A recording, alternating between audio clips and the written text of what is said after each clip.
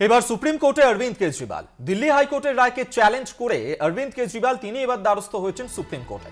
দিল্লির মুখ্যমন্ত্রীর গ্রেফতারি বৈধ মঙ্গলবার এমনই নির্দেশ দিয়েছিল দিল্লি হাইকোর্ট এবং সেই রায়কে চ্যালেঞ্জ জানিয়ে এবার শীর্ষ আদালতে দ্বারস্থ হচ্ছেন অরবিন্দ কেজরিওয়াল।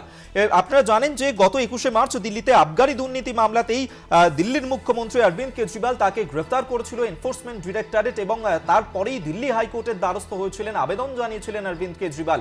কিন্তু সেই গ্রেফতারি বৈধ এবং অরবিন্দ কেজরিওয়ালের আবেদন খারিজ করে দেয় দিল্লি হাইকোর্ট। দিল্লি হাইকোর্টের এই নির্দেশকেই চ্যালেঞ্জ করে এবার সুপ্রিম কোর্টের দ্বারস্থ হয়েছেন অরবিন্দ কেজরিওয়াল।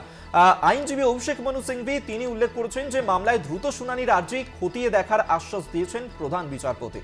আপনাদেরকে আরেকবার জানিয়ে রাখি, দিল্লি হাইকোর্টের যে রায় এবং বলে দেওয়া হয়েছিল অরবিন্দ কেজরিওয়ালের গ্রেফতারি বৈধ এবং অরবিন্দ কেজরিওয়ালের আবেদন খারিজ করে দেওয়া হয়েছিল এবং সেই রায়কে চ্যালেঞ্জ করে এবার সুপ্রিম কোর্টের দ্বারস্থ হচ্ছে অরবিন্দ কেজরিওয়াল। আমরা এই নিয়েই কথা বলবো। আমাদের সঙ্গে এই মুহূর্তে টেলিফোনে রয়েছেন প্রতিনিধি জয়ন্ত চৌধুরী।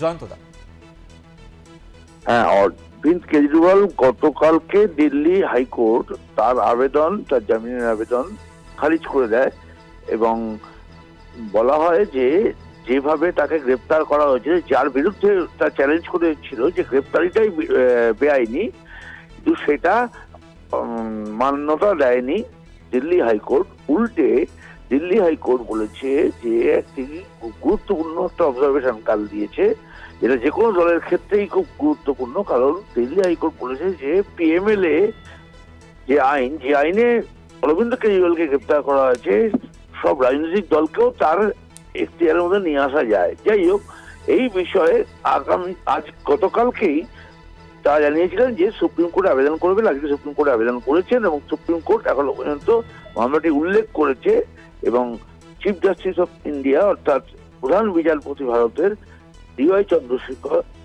চন্দ্রচূড় তিনি এই মামলাটি উল্লেখ করেছেন এবং তাড়াতাড়ি যাতে শুনানি হয় সে বিষয়ে আশ্বাস দিয়েছেন। এখন দেখা যাক শেষ পর্যন্ত কোথায় গিয়ে দাঁড়ায়। একেবারেই তাই, অবশ্যই সেদিকে নজর থাকবে। আপাতত ধন্যবাদ।